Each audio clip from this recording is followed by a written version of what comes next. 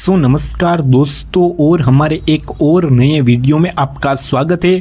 तो अगर आप म्यूचुअल फंड में अपना पैसा इन्वेस्ट करते हो या फिर म्यूचुअल फंड में अपना पैसा इन्वेस्ट करने का सोच रहे हो तो यह दो टर्म आपने ज़रूर सुनी होगी, यानी कि active mutual fund and passive mutual fund. तो अगर आप भी कंफ्यूज हो कि दरअसल क्या होता है active mutual fund and passive mutual fund, बाद में कितने कितने प्रकार के होते हैं active mutual fund and passive mutual fund, बाद में क्या क्या फायदे एंड क्या क्या नुकसान होते हैं एक्टिव म्यूचुअल फंड का और पैसिव म्यूचुअल फंड का, बाद में कौन से लोगों के लिए कौन सा फंड बेस्ट है एंड लॉन्ग टर्म में कौन सा फंड बेस्ट है, तो आज के इस वाले वीडियो में मैं आपके सारे कंफ्यूजन दूर कर दूंगा। तो चलिए वीडियो स्टार्ट करते हैं, लेट्स बिगिन। तो सबसे पहले तो अगर हम बात करें कि दरअसल क्या होता है एक्टिव म्यूचुअल फंड, तो एक्टिव म्यूचुअल फंड में एक फंड मैनेजर एक्टिवली मार्केट को बीट करने की कोशिश करता है। मतलब कि वह फंड मैनेजर अपनी रिसर्च एंड एनालिसिस करता है,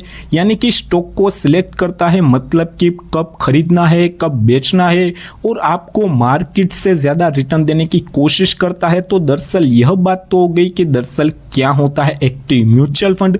तो आइए अब देखते हैं कि दरअसल कितने प्रकार के होते हैं एक्टिव म्यूचुअल फंड। तो टोटल 7 प्रकार के होते हैं एक्टिव म्यूचुअल फंड, जैसे कि large cap fund, mid cap fund, small cap fund, multi cap fund, flexi cap fund, sectoral and thematic fund.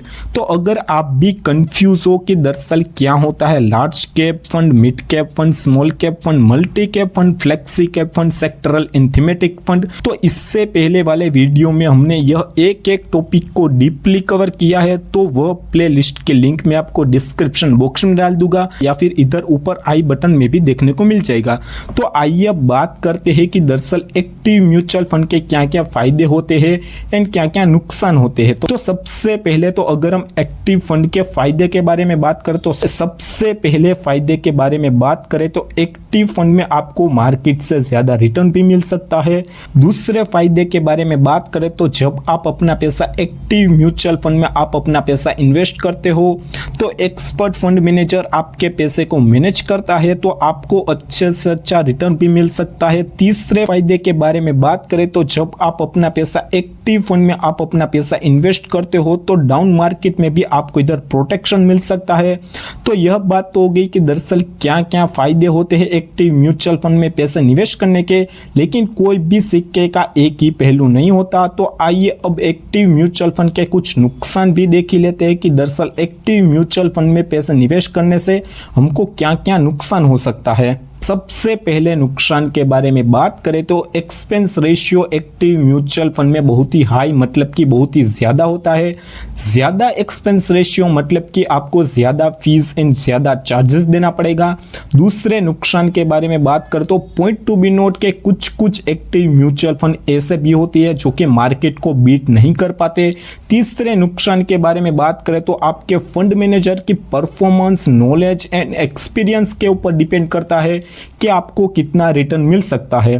तो यह बात तो हो गई एक्टिव म्यूचुअल फंड के बारे में कि दरअसल क्या होता है एक्टिव म्यूचुअल फंड, कितने प्रकार के होते हैं एक्टिव म्यूचुअल फंड, बाद में क्या क्या फायदे एंड क्या क्या नुकसान होते हैं एक्टिव म्यूचुअल फंड के। तो आइए पैसिव म्यूचुअल फंड के बारे में भी कुछ जान लेते हैं। तो सबसे पहले तो अगर हम बात करें कि दरअसल क्या होता है पैसिव म्यूचुअल फंड, तो पैसिव म्यूचुअल फंड मार्केट को बीट करने की कोशिश नहीं करता बल्कि मार्केट को फॉलो करने की कोशिश करता है, मतलब कि मार्केट को फॉलो करता है। जैसे कि फॉर एग्जांपल कि आप मान लीजिए कि आप पैसिव म्यूचुअल फंड में आप अपना पैसा इन्वेस्ट करते हो, बाद में वही फंड निफ्टी 50 को फॉलो करता है, तो वो फंड वही 50 बड़ी कंपनियों में सेम प्रोपोर्शन में आपका पैसा निवेश करेगा जितना कि जैसा कि निफ्टी 50 भी करता है। तो पॉइंट टू बी नोट के कौन से इंडेक्स में आपका पैसा इन्वेस्ट हो रहा है तो एक बार पैसिव फंड में वह जरूर चेक कर ले। तो आइए अब बात करते हैं कि दरअसल कितने प्रकार के होते हैं पैसिव म्यूचुअल फंड। तो जनरली 2 प्रकार के होते हैं passive mutual fund, index fund and ETF यानी कि exchange traded fund. Index fund मतलब कि जैसे कि Nifty 50 index fund and Sensex index fund. बाद में अगर हम ETF के बारे में बात करें मतलब कि एक्सचेंज ट्रेडेड फंड के बारे में, तो आने वाले दिनों में हम यह टॉपिक को भी जरूर कवर करेंगे कि दरअसल क्या होता है ETF यानी कि एक्सचेंज ट्रेडेड फंड, बाद में कितने प्रकार के होते हैं ETFs। तो अगर आप भी वह वीडियो को मिस आउट नहीं करना चाहते तो अब भी हमको फॉलो कर ले। तो यह बात तो होगी कि टोटल 2 प्रकार के होते हैं पैसिव म्यूचुअल फंड। तो आइए पैसिव म्यूचुअल फंड के कुछ फायदे एंड कुछ नुकसान भी देख ही लेते हैं। जैसे कि अगर हम सबसे पहले अगर हम पैसिव फंड के फायदे के बारे में बात करें तो सबसे पहले फायदे के बारे में बात करें तो पैसिव फंड में एक्सपेंस रेशियो बहुत ही कम होता है। मतलब कि कम एक्सपेंस रेशियो तो आपको कम फीस एंड कम चार्जेस देना पड़ेगा। तो जब आप अपना पैसा पैसिव फंड में आप अपना पैसा इन्वेस्ट करते हो तो लॉन्ग टर्म में आपको स्टेबल ग्रोथ भी मिल सकती है।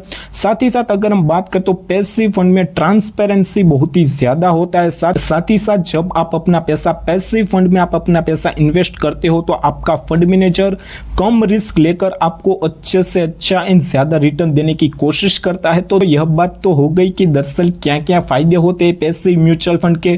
तो आइए अब कुछ नुकसान भी देख ही लेते हैं पैसिव म्यूचुअल फंड के।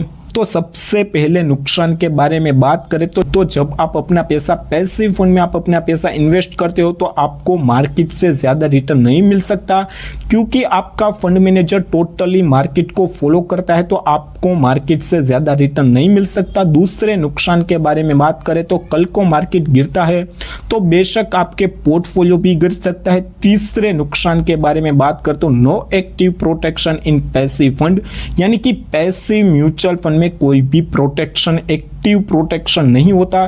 सो आई होप अब आपका बेसिक क्लियर हो गया होगा, मतलब कि क्या होता है पैसिव म्यूचुअल फंड एंड क्या होता है एक्टिव म्यूचुअल फंड, बाद में कितने प्रकार के होते हैं एंड क्या क्या फायदे एंड क्या क्या नुकसान होते हैं एक्टिव म्यूचुअल फंड के एंड पैसिव म्यूचुअल फंड के।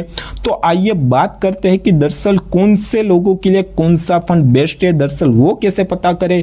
तो सबसे पहले तो अगर हम बात करें तो एक्टिव फंड के बारे में बात करें कि एक्टिव फंड कौन से लोगों के लिए बेस्ट है। तो सबसे पहले तो अगर हम बात करें तो अगर आप हाई रिस्क लेकर अच्छे से अच्छा रिटर्न कमाने की सोच रहे हो तो मेरे ख्याल से एक्टिव म्यूचुअल फंड आपके लिए वन ऑफ द बेस्ट है।